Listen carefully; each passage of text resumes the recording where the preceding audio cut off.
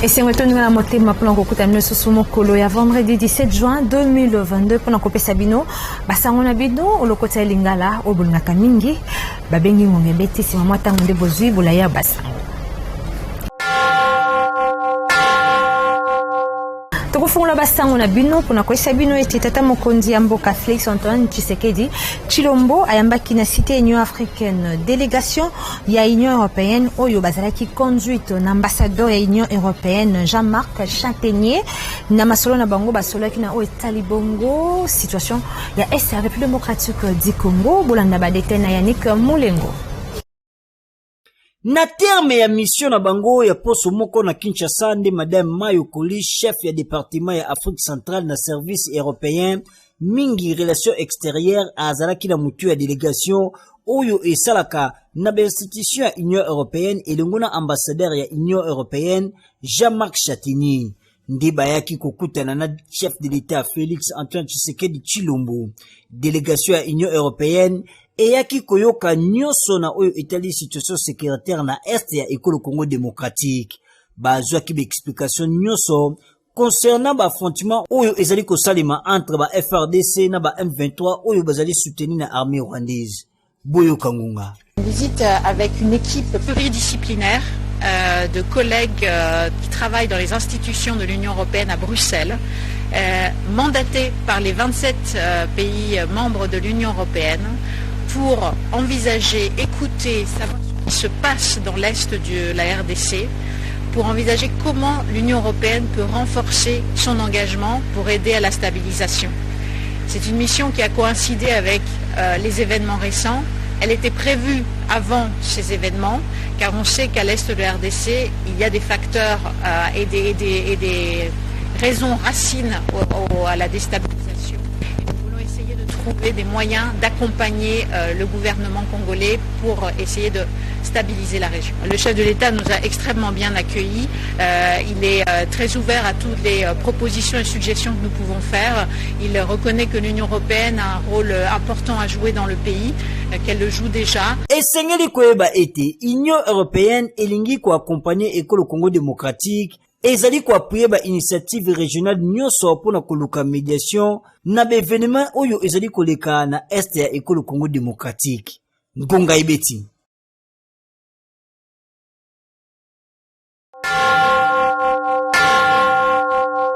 Policiers congolais moko abomi 3 policiers rwandais na poste frontalière entre Rwanda et République démocratique du Congo oyo babengaka Petit Barrière tozomi bongo na Goma yango selemaki mokolo ya vendredi 17 juin 2022 bolanda badete na Purus Pembele.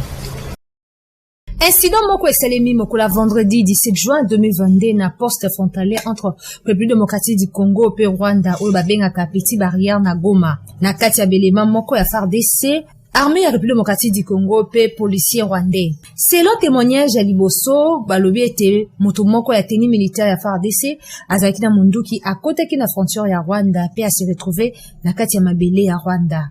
Yambo atire ba policier oyo bazalaki na garde. Koyoka batema mususu bamonaki 3 corps na kati na bango de ya tenue ya ba policier ya Rwanda oyo bazalaki évacué na côté ya Rwanda. Na motuka na bango na ngambo ya République démocratique du Congo militaire auteur ya bobomi na tourna ye azalaki abattu epa ya ba policier rwandais oyo bayaki ko intervenir bongo suite ya situation oyo ba activité socio-économique ezalaki paralysée na mwandambo ya ville ya Goma ba commerçant bazalaki ko banga situation epela moto tina wana bakangaki ba porte ya ba maison na bango. Kasi na ngambo ya mbulamatari ekolo Rwanda bango bazali koloba ete militaire ya FARDC congolais wana babomi ye azalaki na 25 mètres ya Rwanda. Kolandisa man incident oyo euti kosalema na Petit Barrière, directeur général ya immigration ya DGM ya Nord Kivu asalaki message pona koloba ete ba frontière ekokangama na bangonga ya 15h ya mokolo ya vendredi 17 juin 2022 jusqu'à nouvel ordre. Ngonga et Betty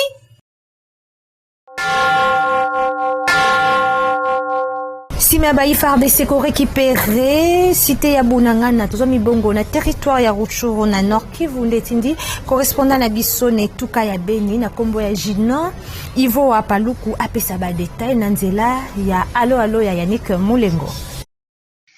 mapingama ekolo ma FRDC babandaki moto banda lobi na butu bakotaki na esika moko na nzela kaka ya kiwanja Bunagana esika babengaka Premidis babimelaki pe na bangomba babetaki moto ya makasi batuku babombe na biloko mosusu penza elelaki kouta FRDC kobeta monguna ya M23 monguna amonaki moto azalaki penza na Bunagana na kati azalaki pe na bangomba po Bunagana ezalaka penza na vale moko boye na frontiere bakimelaki lisusu na nzela ya Bazamba na nzela pe ya Uganda bakufaki babetamaki lokola bana mike balelaki bamonaki faya oyo moto penza FRDC eyaki na yango po FRDC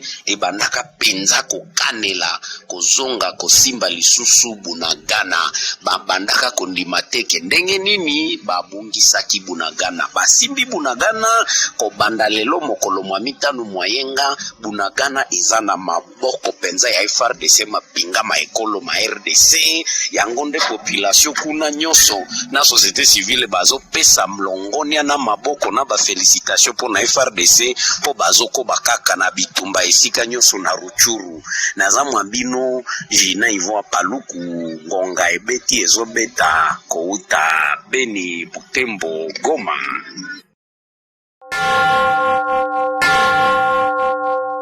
Kolandisama la décision ya gouvernement ya ko suspendre protocole d'accord pe convention nyonso oyo bachaki mokoloto na Rwanda pe ko singa na Rwanda kolongola na lombango belema na ye na mabele ya République démocratique du Congo ndetindi population ngoma mokonzi Kinshasa e betisangonga na micro ya Yannick Mulengo pe Christian Makutu. Et de ça le but que pas question ya collaboration na Rwanda. Mais c'est normal parce que les Congolais les lots ceux qui toujours au Koufa makile zo tanga et c'est singoté pour na pouvoir en place et ça ko salir même personnalité ya Congo les lots sont bien reptis. Moi je suis d'accord ndaku na rosenga batia mire à Berlin on a l'argent pour construire une mire sur le père on est à 30 ans. Dans les bons centres, on appelle Mirwana, mais pour le moment, tout est à bongo. Soko tongi accord na bato mabe anteka yo muta malam e ko senga suka nango akobalukila yo muta mabe ko zalaka na ye confiance te tango zole ozomela na muta mabe zalane maye ba o batekaka samiso e ko zalondire mwasi na mobali mwasi atekaka mobali zala mayele toboyi bakoro wana oyo toyebeli motuna makolote faci beton bakoro wana ekosala biso su mabe koleka puisque na koloba na lisese boye ne tokoti zamba yo chasser biso ba chasser awa ne bandeli tobomi nefe kirei na suwa kuna zamba nanu chasser site tokobomba combien ne bandela babomi biso ebele bokuna za tokota pa to sali bakoro bakoti lisusu awa mais bon ça biso ne bataba eza na message moko batikela biso pona mabele oyo na papa na biso Musée Laurent Désiré Kabila ne jamais trahir le Congo. Alors eza likama mabele oyo eza irakite batu na batu bazana mabele na bango. Rwanda appartient au Rwanda, Congo appartient aux Congolais.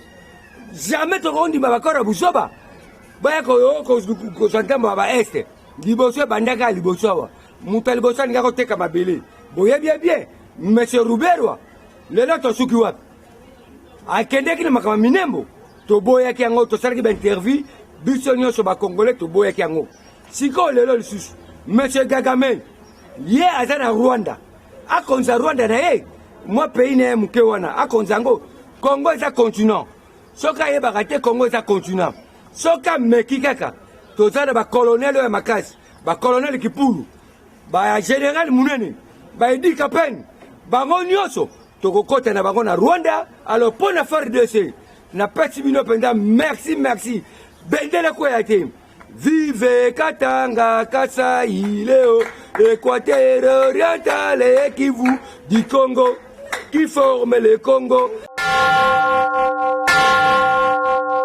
Clôture ya session ya mars 2022 na Assemblée nationale et Selemaki mokola mercredi 15 juin 2022 wapi 5 députés nationaux bazalaki invalidés sima ya examen ya rapport ya commission spéciale temporaire chargée ya examiner ba cas d'absence non autorisé et non justifié bolanda ba détail na Yannick Moulengo. Ezalaki clôturé mercredi 15 juin 2022, session ya mars 2022 na Assemblée nationale. Plénière yango et kamamaki na premier vice-président ya Assemblée nationale André Mbata. Basalaki examen ya rapport ya commission spéciale pe temporaire chargée ya examiner ba cas ya absence non autorisée pe non justifiée.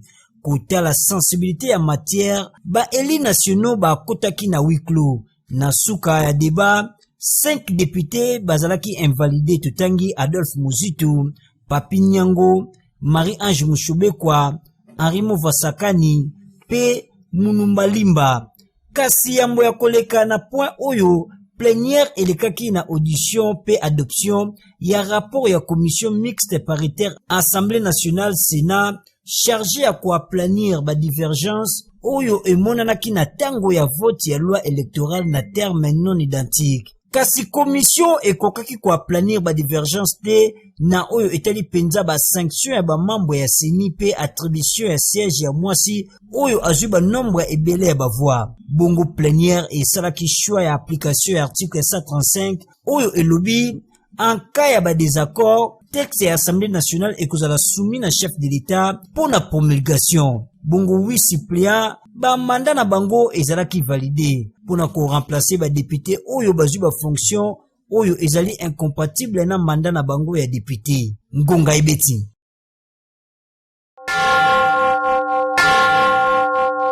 Bajan ya administration ya Sénat basalaki makelele mokolo ya mercredi 15 juin 2022 liboso ya bureau ya président ya Sénat bat Lukwebo pona ko dénoncer bokeseni ya traitement topé lifuti entre bango pe baninga na bango ya Assemblée nationale bolanda ba détail na Purus Pembele. Nous nous sommes rendus compte que notre président n'a pas l'oreille penchée de notre côté. Ce qu'il croit, ce n'est pas la même chose que ce que nous croyons. Pourtant, nous connaissons beaucoup de réalités par rapport à ce qui se passe ici au Sénat. Alors, hier, il y avait eu, avant-hier, pardon, il y a eu une plénière. Et chaque fois la plénière, il ne cesse de répéter que nous sommes gracieusement payés. Pourtant, nous sommes les parlements. Au Parlement, nous avons l'Assemblée nationale et le Sénat. Mais maintenant, quand vous comparez notre traitement à celui de nos collègues de la Chambre basse, ils peuvent nous payer à chacun des grades. À mon grade, par exemple, celui qui est à l'Assemblée peut me payer et il reste avec beaucoup d'argent. Nous avons essayé d'élaborer un cahier des charges où nous lui avons demandé d'essayer un peu de faire un traitement équilibré par rapport à cela. Alors, il a des hypothèses telles que l'Assemblée nationale a plus de personnel que nous. Mais non, quand on vote le budget est accordé au Sénat et à l'Assemblée nationale proportionnellement en fonction de nos effectifs et de nos besoins. Ça signifie que nous devons avoir tous, et nous devons avoir les mêmes traitements. Ce n'est pas que nous, au Sénat, nous sommes traités autrement que les gens de l'Assemblée nationale. Alors, comme il le répète à tout moment, pendant la plénière à la télé, et tout le monde suit, que nous sommes mieux payés, gracieusement payés, par rapport aux autres administrations, il doit nous comparer à l'administration de l'Assemblée qui est à côté de nous. C'est notre sœur, la chambre sœur. Mais ils sont mieux payés que nous. Et quand nous réclamons cela, d'ailleurs, c'était une réponse pour nous à notre cahier des charges. Voilà pourquoi aujourd'hui les gens se sont mobilisés pour essayer un peu de contester. Nous, c'est depuis Kengo, donc 2007 jusqu'à ce jour. Mais avec Kengo, ce que nous avons connu, c'était le paradis. Mais lui, il arrive. D'ailleurs, la situation que les autres ont laissée, ce n'est pas la même situation. Lui, au fait, on lui a accordé une enveloppe qui pouvait nous mettre à l'aise. Mais il ne le fait pas. Na basango ya société Skenko ba été constant esaleminateur municipal ya Bondalungwa esika wapi misale esalemaki ya kolongola zamba munene botama na kati po ezalaki kosala insécurité bolanda lili maleka pesho minkasiama bazalaki wana ngonga ebeta miboy. basundola terrain municipal oyo ya komina Bandalungwa misala esila te ekata na nzela yango ekota zamba komona bongo nde numéro 1 komina Bandalungwa na mwana ya mabele Patrick Muyaya bazwaki likanisi ya kosalisa misala ya kolongola zamba monene oyo esalimaka na kati ya terrain municipal ndenge bozali komona nyonso elongwe polele koti atako etikala inachevé likanisi oyo epesaki esengo na bayi Bandalungwa kasi na pembeni mwa nungu eyokanaki ete likanisi na bango ezalaki ya kosilisa insécurité te ndenge balobaki kasi ezali nde ya kotia kermesse oyo bayi Bandalungwa baboyi mpe batelemeli yango makasi boyoka ngunga obe mostatere mpona ballon mpona kermesse te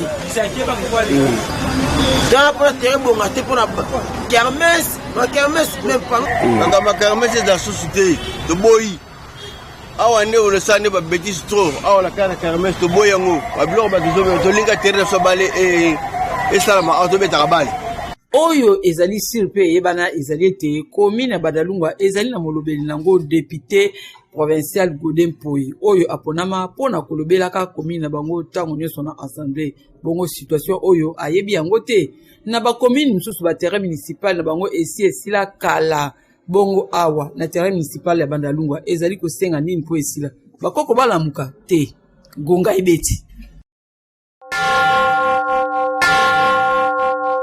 na basango ya religion esengeli koyeba ete église armée du temps de la fin oyo ezomi bongo na balabala Ludisi numéro 4 na quartier 7 tozomi na commune ya Njili ebongisi 50 matins de prière et délivrance dénommé Fini les insuffisances na Mama Likambo deviens ce que tu devais être yango ekobanda le 3 juillet kino le 21 août na bangonga ya 5h30 kino 7h juste bolanda ba détail na Jidex Makengo pe Yannick Moulengo.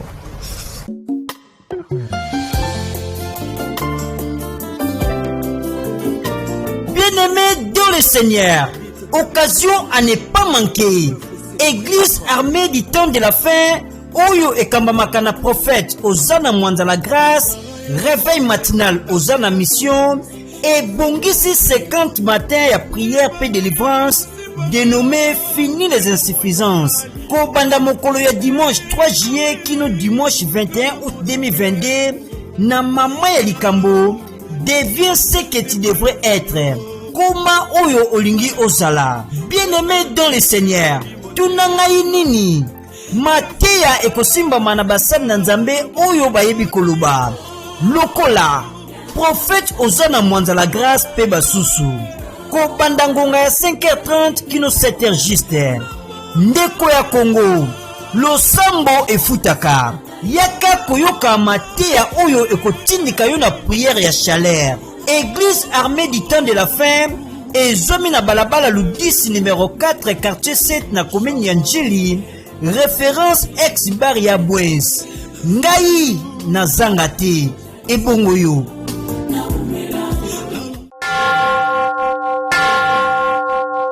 Na page promotionnelle est-ce que ba été soki olingi koyekola kokumba motuka na respect ya code de la route les kabongo na auto école style ozomi bongo na commune ya Gombe Bolanda. Break it. Okay. Bakomaka mokumbi mituka to pe chauffeur na moto makasi te. Esengeli nde koyekola liboso pona koyeba théorie simande okoleka na pratique. Pona yango esika se moko ya sûr pona koyeba kokumba na tala moke pe na emo ya pamba ezali bongo auto école style awa ba condition nyonso ezali réuni salle de cours climatisée professeur qualifié oyo akolakisa bino théorie bongo pona pratique mituka ezali approprié pona koyekola kokumba wapi na molakisi na moyekoli bango mibale bazali na pedale kimambangu ndeko na auto école style oyo ezwami na boulevard du 30 juin na complexe Mwananteba en face ya police ya circulation routière PCR na Bokuse entre BCDC et Grande Poste. Formation complète 4 semaines ya pamba 10 jours ya théorie kobanda lundi ti samedi pe 2 semaines ya pratique 1 heure par jour. Formation accélérée 2 semaines ya pamba boyo kangonga. Formation na biso accélérée wana ezo dépendre na disponibilité ya moto. Okopesa biso horaire na yo, biso tokosala programme par rapport ya horaire na yo. Pona ba entreprise auto école style abazali pe kosala recyclage ya ba chauffeur, perfectionnement ya kokumba, test ya recyclage, test ya embauche to pe test avant bozo ba chauffeur na mosala, test ya sélection, sniff système, code de la route, formation particulière. Pona koyekola kokumba malamu ndeko pona auto école style Kobo Sanate na boulevard du 30 juin en face ya PCR entre Grande Poste PBCDC. Osa lokola ngai nebe kokumba te mais na commune auto école style awa l'espace ya 1 mois donc 4 semaines na kokumba pe na bimina nzela sans problème. Botika milimo ya vie la kisangai na kosomba 1 litre. Au côté auto école te okozwa pe permis de conduire te. Ndenge état de droit esengi ngonga ebeti.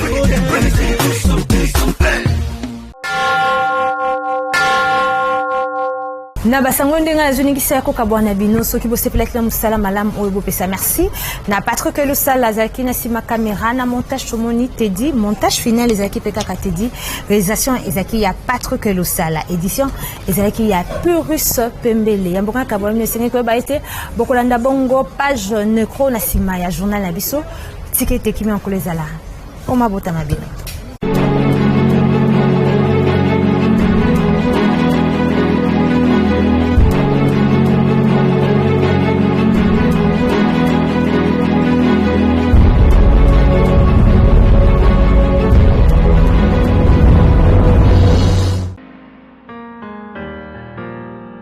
Famille Lubaki, famille Ntsonde, bazali na mamunene ya koyebisa na baninga bandeko pe bayeba na bango liwa ya papa yaya noko pe koko na kombo ya Joseph Lubaki oyo akufaki mokolo ya mardi 14 juin 2022 na nzela ya bokono ya tango molayi.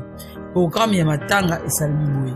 Lundi 20 juin 2022 veillée mortuelle ya suka ekosalema na salle Sirop o ezwami na commune ya Kimbantseke en face ya morgue ya Kimbangiste. Mardi 21 juin 2022 bakobimisa nzoto ya Mowei na morgue ya hôpital ya référence ya Njili na quartier 7P bokundami ekosalema kaka mokolo wana na cimetière Mbanzampa oyo ezwami na Lingadi na commune ya Mungafula. Sima ya enterrement be ya consolation ekosalema kaka na salle Sirop. Anatala bobimisi nzoto ya Mowei matanga ezali na kosalema na balabala Gombe Matadi no 67 quartier Madimba commune ya Kimbantseke référence marché Ngandu. Communiqué oyo ekomela moto nyonso ayebaki Mowei.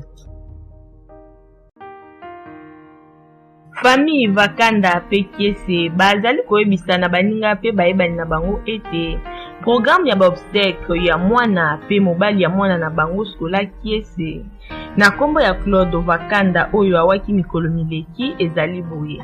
Vendredi 17 juin 2022 veillée mortuaire à partir ya 20h pe misa na ndako ya Mowei na avenue Ingende numéro 36 commune ya Ngiringiri direction Gambela Khartoum. Samedi 18 juin 2022 bobimisi nzoto ya Mowei na morgue ya hôpital ya Cinquantenaire na ngonga ya 7h juste wapi exposition ya mokia ekosalema entre 9h et 10h de part pona Mbanza Ngungu. Na début après-midi nde bokundami ekosalema na nécropole ya Mwakasa kaka kuna na Congo central.